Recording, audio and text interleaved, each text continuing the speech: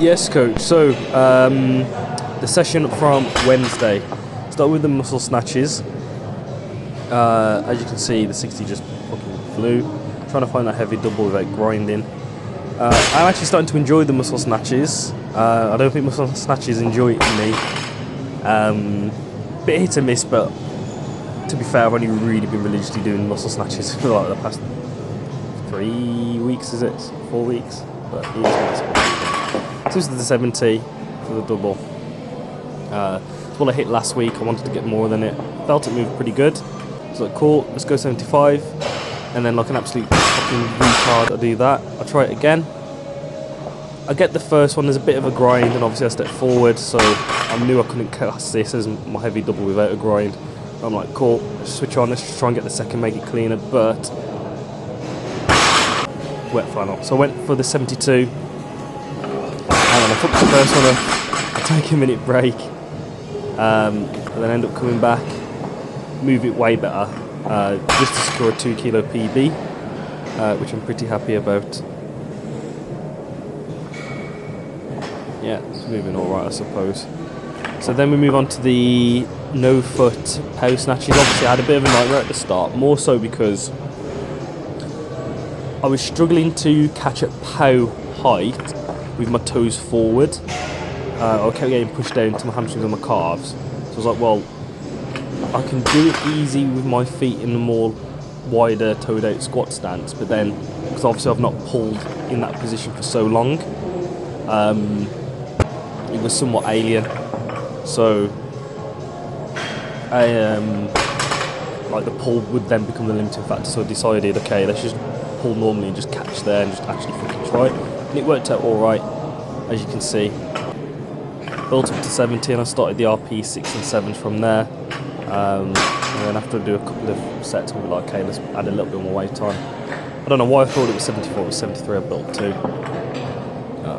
Should be after this set. There we go.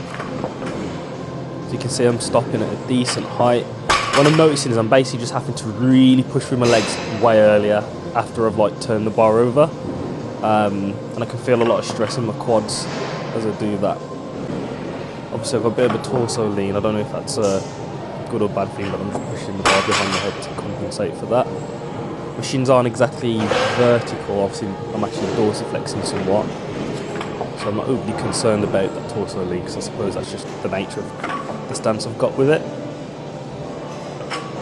But yeah, they moved alright. I think there was 1 or 2 reps where like it pushed me down a little bit too far, but it wasn't like full depth. I'm pretty happy.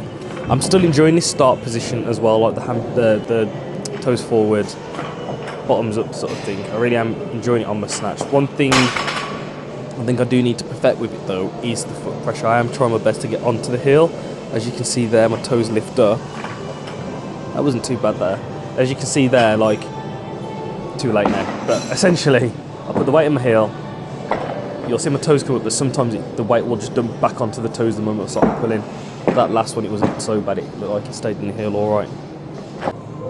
And the pause power jerks were pretty breezy. There was 1 or 2 reps within the sets where it was a bit press outy, but I'm not going to worry too much about it. It was pretty much like RPE 6, 7. To be fair, the final few sets felt easier than the first few,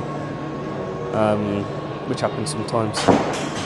Oh, and a quick heads up, I don't know what your thoughts are on this, but on my cleans and squats I have been using knee wraps that are they're similar to the Hungry ones. They're the Cali rolls. I can't remember, is it Strength Shop that used to sell them? The Yank Shop. I use the Cali rolls underneath the SBDs just to provide a bit more compression. It's not impeding my bottom position, so I just don't know if you had any thoughts whether that was bueno or no bueno. Peace out.